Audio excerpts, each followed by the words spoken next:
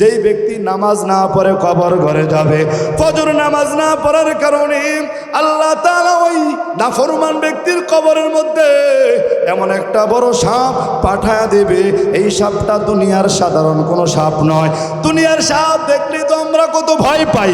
আল্লাহর নবীর হাদিসের মধ্যে আসছে, তোমরা যে ফাজাইলে আমল পড়ো, আসরের পরে পড়ো, বিভিন্ন সপ্তাহে একবার পড়ো, ওই ফাজাইলের আমলের মধ্যে বুখারী মুসলিম থেকে হাদিসটা নকল করেছে।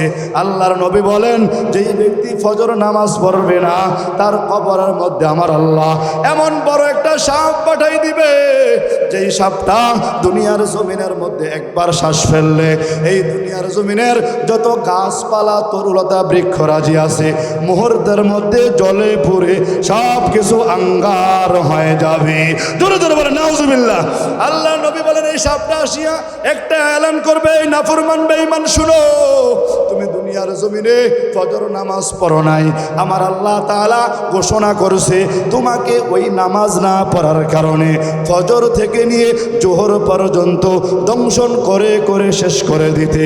আবার আসরের জোহরের সময় আরেকটা সাপ আসিয়া বলবে, আল্লাহ তাআলা আমাকে পাঠাইছে তোমাকে জোহর থেকে নিয়ে আসর পর্যন্ত দংশন করতে। আসরের সময় একটা সাপ আসিয়া বলবে তোমাকে আসর থেকে নিয়ে মাগরিব পর্যন্ত। মাগরিবের সময় একটা সাপ আসিয়া বলবে, এ নাফরমান বেঈমান জানো, আল্লাহ তাআলা পাঠাইছে তোমাকে মাগরিব থেকে নিয়ে ঈশা পর্যন্ত দংশন করতে। এই সাপটা শেষ হওয়ার পরে আরেকটা সাপ এশার সময় আসবে, আসিয়া বলবে, নাফরমান বেঈমান জানো, আমার আল্লাহ তোমার কাছে পাঠাইছে তোমাকে ঈশা থেকে নিয়ে ফজর পর্যন্ত দংশন করে করে শেষ করে দিতে।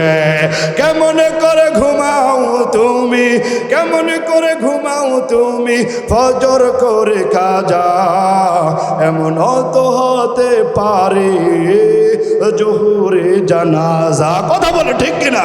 এমন তো হতে পারে আসরে জানাজা। কেমন করে ঘুমাও তুমি, কেমন করে ঘুমাও তুমি, ফজর করে কাজা এমন তো হতে পারে জোহরে জানাজা তোমার, জোহরে জানাজা। মুসলিম হয় না জন্ম নিলে মুসলমানের ঘরে, কাফের মুমিন তফাৎ হয় সালাতের উপরে। কথা বলো ঠিক কিনা? মুসলিম হয় না জন্ম নিলে মুসলমানের ঘরে, কাফের মুমিন তফাৎ হয় সালাতের উপরে। এই জীবনে সালাতে যেন, এই জীবনে নামাজ যেন হয় না কবু কাজা এমন তো হতে পারে জোহরে জানাজা তোমার, জোহরে জানাজা। বেনামাজির লাশ কবরেতে রাখবে রে যখন,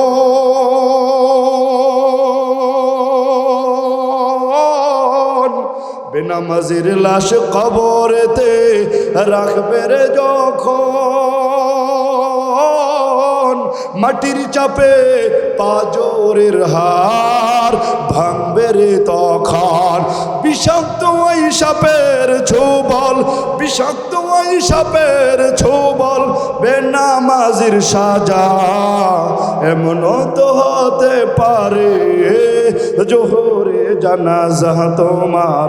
কুদরত কি तमाशाए मदीना की गली में, कुदरत की तमाशाए मदीना की गली में, जन्नत की नमूनाए मदीना की गली में, जन्नत की नमूनाए मदीना की गली में।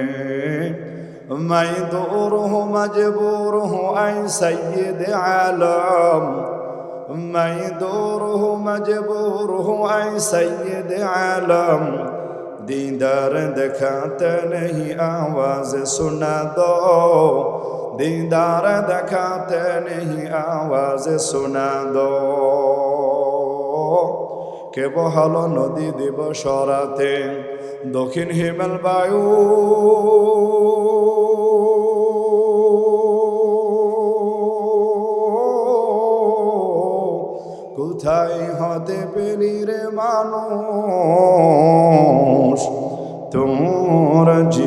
জীবনের আয়ু।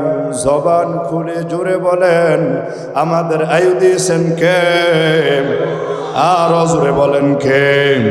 কে বহালো নদী দিবস রাতে দক্ষিণ হিমেল বায়ু,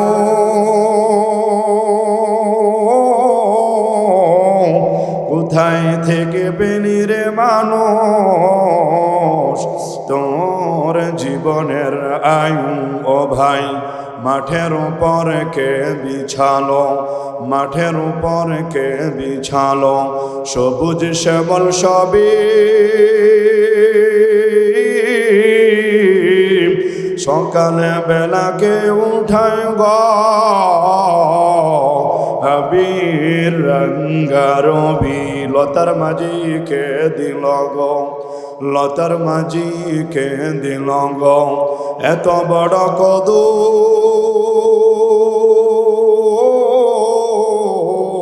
কারা দেশে হে মৌমাছিরা মৌচাকে দেয় মধু। আল্লাহু আকবার বলেন। শিমুল গাছে কে দিল গো, শিমুল গাছে কে দিল গো নরম নরম তুলা?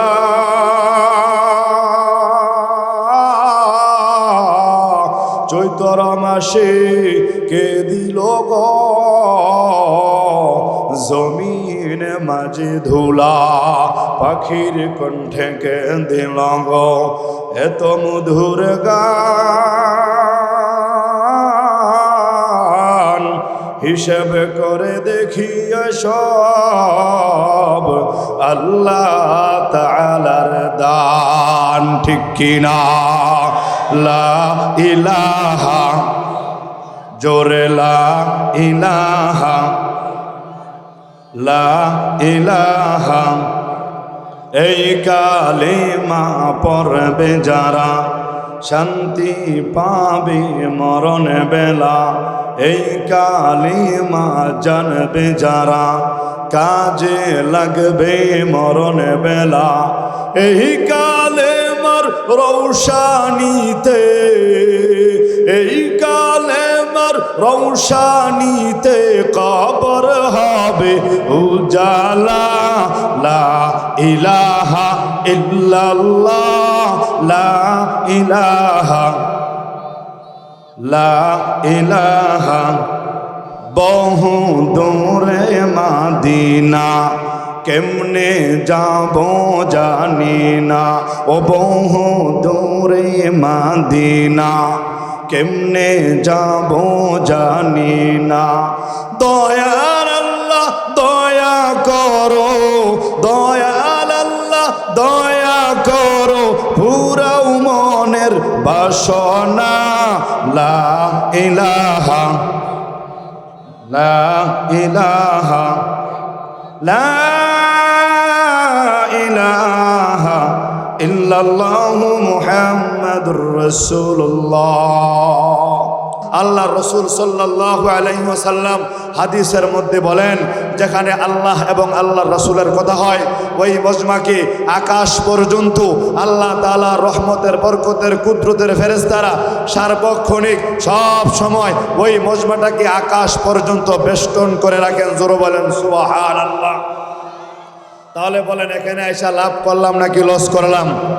বুঝেন নাই, না বুঝা বলছেন লাভ। লাভ কেন এটা বুঝায় বলি, আল্লাহ নবীর হাদিসের শেষাংশে আছে যতক্ষণ পর্যন্ত এখানে ওই আল্লাহর বান্দারা বসে থাকবে ততক্ষণ পর্যন্ত তাদের আমল নামায় আমার আল্লাহ সব সময় ওই ফেরেশতাদের দোয়ার কারণে রহমত বরকতের সওয়াব লিখতেই থাকে, লিখতেই থাকে। সুবহানাল্লাহ। এবার বলেন এসে লাভ করলাম নাকি লস করলাম? নারে তাকবীর। দিন ইসলাম, দিন ইসলাম। আল কোরআনের আলো, আল হাদিসের আলো। অনেকে বলতেছেন এই মুরব্বী বাবারা চিন্তা করছে যুবক রাখুক, আমরা একটু জিরাই। আল কোরআনের আলো, আল হাদিসের আলো।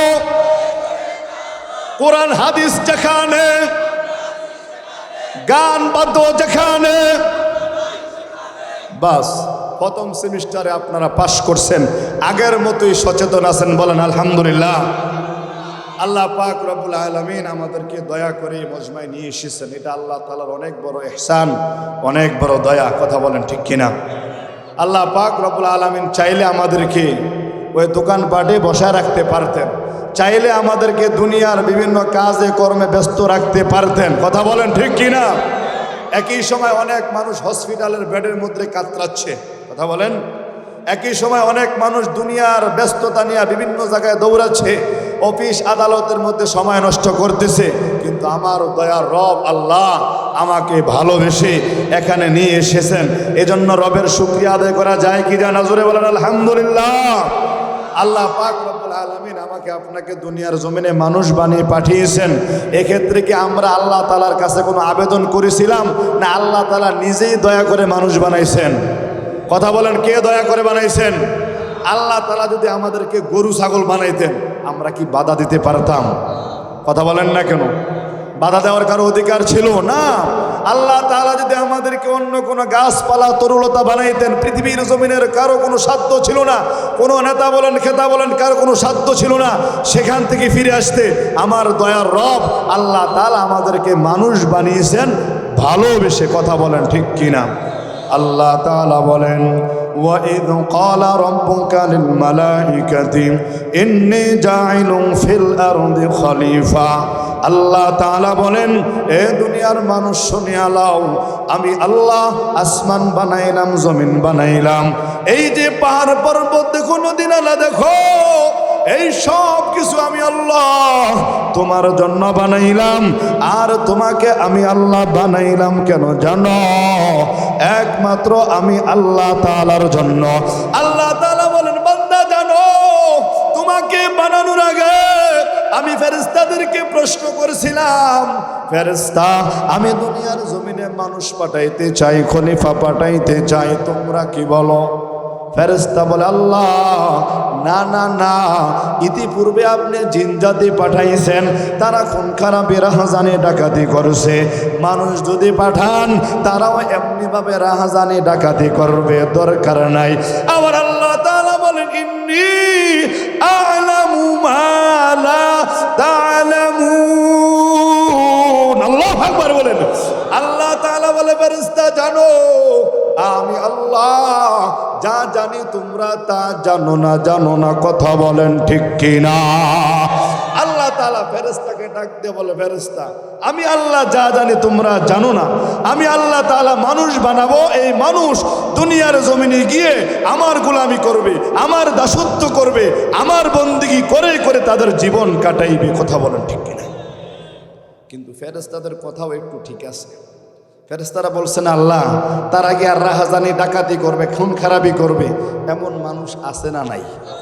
এই লালাটি এলাকার মধ্যে নাই? কথা বলেন না কেন? নাই, আছে। তাহলে ফেরেশতাদের কথাও ঠিক আছে, কিন্তু আমার আল্লাহ বলেন, না না না, জানো তারা তো মানুষের কাতারের মধ্যে নাই। উলাইকা কাল আনআমি বাল হুম আদল।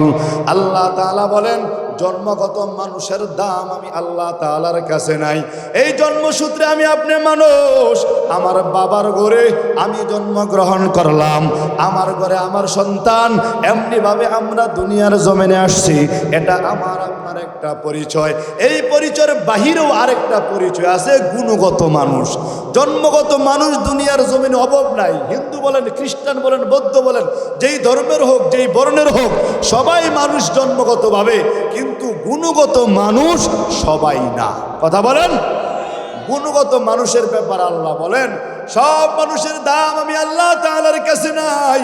যারা দুনিয়ার জমিনে আমি আল্লাহ তাআলাকে ভয় করে চলবে, আমি আল্লাহ তাআলার বন্দেগীর মধ্যে কাটাইবে, আমি আল্লাহ তাআলার জন্য পাগল পারা থাকবে, এরা হলো গুণগত মানুষ। এই দুনিয়ার জমিনে কত মানুষ ছিল, গুণের অভাব ছিল না। এই জমিনের মধ্যে অনেক বড় ওলি আউলিয়া ছিল। একজন ওলির নাম আব্দুল্লাহ ইবনে মুবারক। এই আব্দুল্লাহ ইবনে মুবারক সাধারণ কোনো আলেম নয়। এ তারার পরের মানুষ, শুনো, পর্দার অন্তরালের মা, প্রত্যেক দিন তো মোবাইলটা দেখা দেখা রাত্র কাটায়া দাও। কত রাত্র গেছে মোবাইল দেখা, টিভি দেখা কাটাইছ। এই মাহফিল বছরে একবার হয়, যায় নামাজটা ঘরের কর্নারে বিছাইয়া একটু বসে যাও, তোমাদের আগের ইমাম সাহেব কি সবকগুলি দিয়া যায়, একটু মন ভরে শোনো, তোমাদেরকে অনেক মোহাব্বত করে। কারণ তোমাদের খানা খেয়ে খেয়ে এই ইমাম সাহেব আজকে এত বড় হয়েছে, এজন্য তোমাদের হাতে দড়ি পায়ে পড়ি গো মা, যায় নামাজটা বিছাইয়া ঘরের কর্নারে বসো। আব্দুল্লাহ ইবনে মুবারক সাধারণ কোন আলেম নয়, বলে কেমন আলেম? জগৎ বিখ্যাত মুহাদ্দিস ছিল।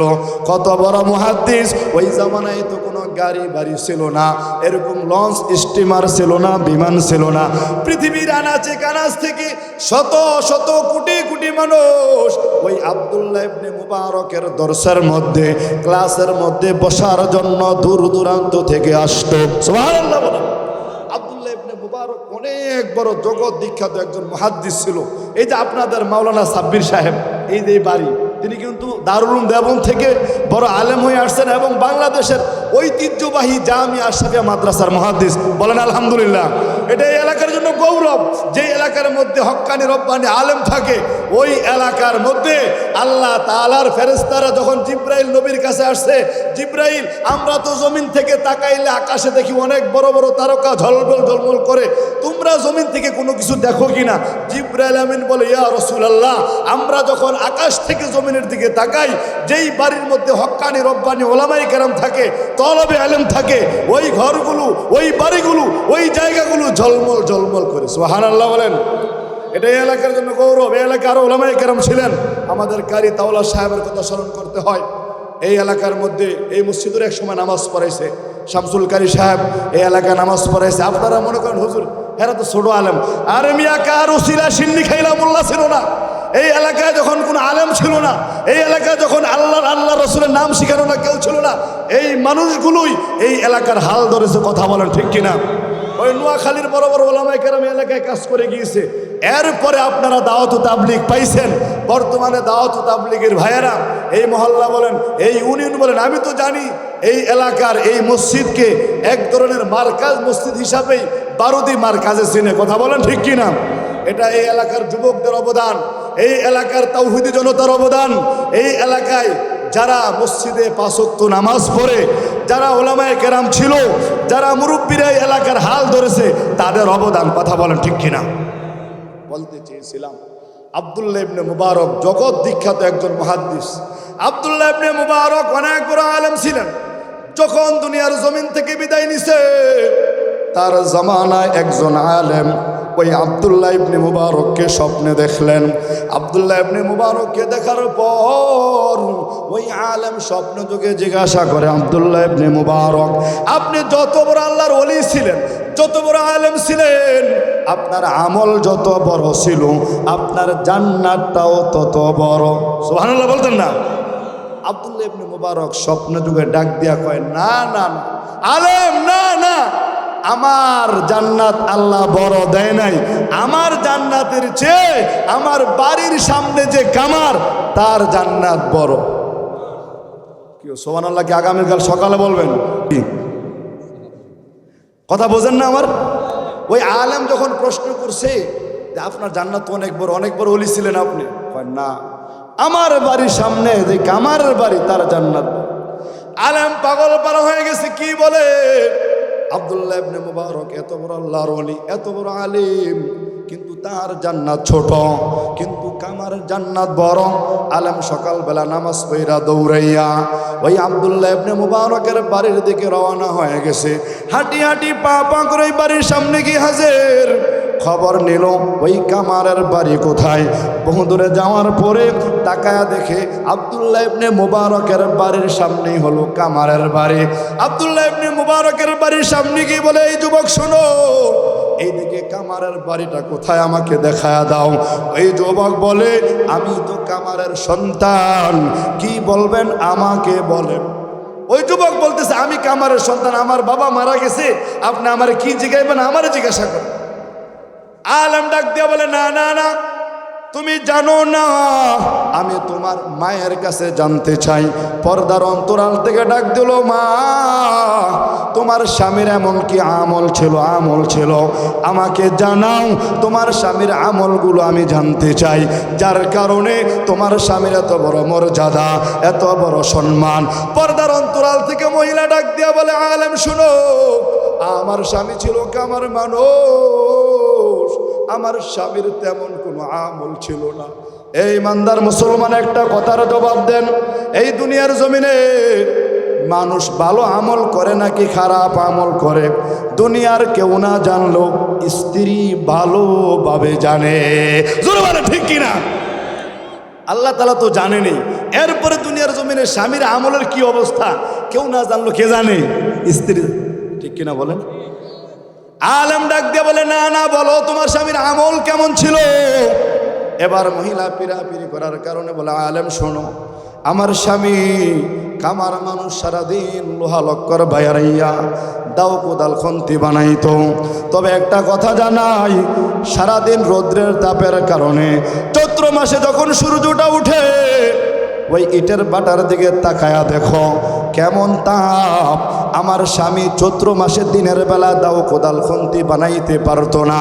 রাত্রের অন্ধকারে যখন চাঁদ উঠত ওই সময় দিনের তাপ থাকতো না, রাতের স্নিগ্ধ আলোতে আমার স্বামী দাও কোদাল খন্তি বানাইতো। এই ইমানদার মুসলমান, আমার স্বামীর কথাটা শুনো। আমার স্বামী যখন দাও কোদাল খন্তি বানানোর জন্য এই হাতুড়িটা মাথার উপর উঠাইয়া বাড়ি দেওয়ার জন্য যখন তাকাইতো, এভাবে মাথাটা যখন উপরের দিকে যাইত, তাকায় দেখে আব্দুল্লাহ ইবনে মুবারক বাড়ির ছাদের উপর দাঁড়াইয়া মধ্যরাত্রি আল্লাহর তাহাজ্জুদ নামাজ পড়ে আল্লাহর কুদরতি পায়ে সেজদা দেয়। আমার স্বামী ডাক দিয়া বলে, মালিক আমি কামার মানুষ, আপনি আব্দুল্লাহ ইবনে মুবারককে ইলমও দিলেন, ধন সম্পদও দিলেন, সব কিছু দিলেন। আমি কামার মানুষ, আমাকে মানুষ কামার বলে ডাকে।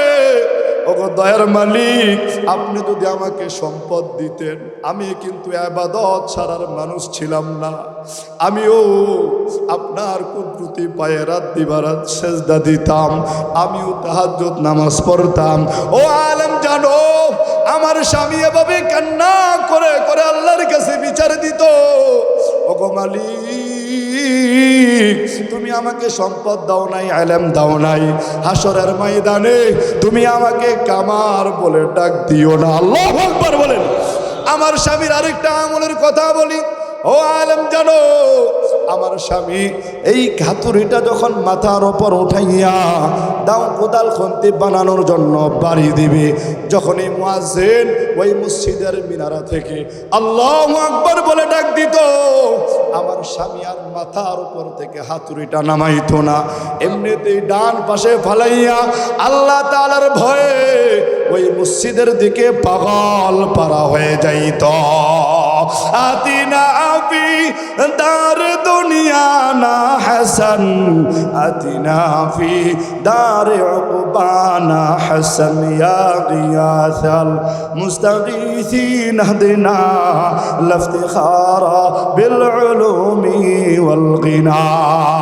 এই আব্দুল্লাহ ইবনে মুবারকের যে জান্নাত কেন বড় হইল? কামার ইবাদত করতে পারে নাই, কিন্তু ইবাদতের ইশক ও মুহাব্বত এতটাই ছিল আমার আল্লাহ ওই ইবাদতের আগ্রহটাকে, আমার আল্লাহর ভয় থাকার কারণে ওইটাকে ইবাদতের কাতারে নিয়ে ওই আলেমের চেয়ে বড় জান্নাত দিয়ে দিয়েছে। এ মুমিন মুসলমান, একবার চিন্তা করো, কামার মানুষ কিন্তু নামাজের যখন ডাক আসতো পাগল পারা হয়ে যাইত। আজকে আমাদের কত মা বোনে মনে সারা রাত্র মোবাইল দেখে দেখে সময় কাটায়, টিভি দেখে দেখে সময় কাটায়, বাবাও ফজরের সময় ঘুমায়, মাও ফজরের সময় ঘুমায়। যখন মুয়াজ্জিন মাইকে ডাক দেয় আপনাদের সন্তানগুলোকে মুক্তবে পাঠান, অনেক মা ঘুমায় থাকে, ছেলেও ঘুমায় থাকে, মেয়েও ঘুমায় থাকে, বাবাও ঘুমায় থাকে। এমন মানুষ আছে নাকি নাই? এরপরে তার অন্তর ফজরের মা একবার শুনো, আল্লাহর নবী জানায়া দেয় তোমরা যে নামাজগুলো কাজা করো একবার শোনো, এই জমিন থেকে যদিও পার পায়া যাইবা, আমার আল্লাহ তাআলা জমিনের মধ্যে তোমাকে আমাকে ছাড় দেয়, সুযোগ দেয়, কিন্তু ছেড়ে দিবে না। এই জমিনের মধ্যে সব সময় থাকতে পারবা না, একদিন এই জমিন থেকে বিদায় নেওয়া লাগবে কি লাগবে না? ইহা হাম সব মুসাফির হায়, কবর আখের ঠিকানা, কোই আগে রওয়ানা হয়, কোই পিছে রওয়ানা। আল্লাহর নবী জানায় দেয় দুনিয়ার জমিনে পার পেয়ে যাইবা, নামাজ কাজা করো। এই যুবক ভাই কল্পনা করো, যৌবনের শুরু থেকে নিয়ে কত নামাজ কাজা করছো, কত নামাজ ছেড়ে দিছো, কত নামাজ আড্ডারি করে করে বন্ধুদের আড্ডায় কাটাইছ, কত নামাজ ছেড়ে দিয়ে টিভির ঘরে বসে রইছ, কত নামাজ ছেড়ে দিয়ে ফজরের সময় কম্বল গাও দিয়া ঘুমাই রইছ। নবী আমার বলেন এই মানুষগুলো যখন দুনিয়ার জমিন থেকে বিদায় নিয়া ওই কবর ঘরে রওনা হবে, আল্লাহর নবী বলেন আল কবরু ইম্মা রাউযাতুম মিন রিয়াজিল জান্নাহ ওয়া ইম্মা হুফরাতুম মিন হুফারিন নার। আল্লাহর নবী বলেন এমন মানুষ যখন কবর ঘরে যাবে তাদের অবস্থা বড় খারাপ, কারণ নবী জানায় দেয় কবরটা হয়তো জান্নাতের বাগিচা হবে, নতুবা জাহান্নামের একটা গর্ত হবে, গর্ত হবে। অন্য হাদিসের মধ্যে নবী বলেন যেই ব্যক্তি নামাজ না পড়ে কবর ঘরে যাবে, ফজর নামাজ না পড়ার কারণে আল্লাহ তাআলা ওই নাফরমান ব্যক্তির কবরের মধ্যে এমন একটা বড় সাপ পাঠায়া দেবে। এই সাপটা দুনিয়ার সাধারণ কোনো সাপ নয়, দুনিয়ার সাপ দেখলে তো আমরা কত ভয় পাই। আল্লাহ নবীর হাদিসের মধ্যে আসছে তোমরা যে ফাজাইলে আমল পড়ো, আসরের পরে পড়ো, বিভিন্ন সপ্তাহে একবার পড়ো, ওই ফাজাইলের আমলের মধ্যে বুখারী মুসলিম থেকে হাদিসটা নকল করেছে। আল্লাহর নবী বলেন যেই ব্যক্তি ফজর নামাজ পড়বে না তার কবরের মধ্যে আমার আল্লাহ এমন বড় একটা সাপ পাঠাই দিবে, যেই সাপটা দুনিয়ার জমিনের মধ্যে একবার শ্বাস ফেললে এই দুনিয়ার জমিনের যত গাছপালা তরুলতা বৃক্ষরাজি আছে মুহূর্তের মধ্যে জলে পুড়ে সব কিছু আঙ্গার হয়ে যাবে। জোরে জোরে বলে নাউজুবিল্লাহ। আল্লাহ নবী বলেন এই সাপটা আসিয়া একটা এলান করবে, নাফরমান বেঈমান শুনো, তুমি দুনিয়ার জমিনে ফজর নামাজ পড়ো নাই, আমার আল্লাহ তাআলা ঘোষণা করেছে তোমাকে ওই নামাজ না পড়ার কারণে ফজর থেকে নিয়ে জোহর পর্যন্ত দংশন করে করে শেষ করে দিতে।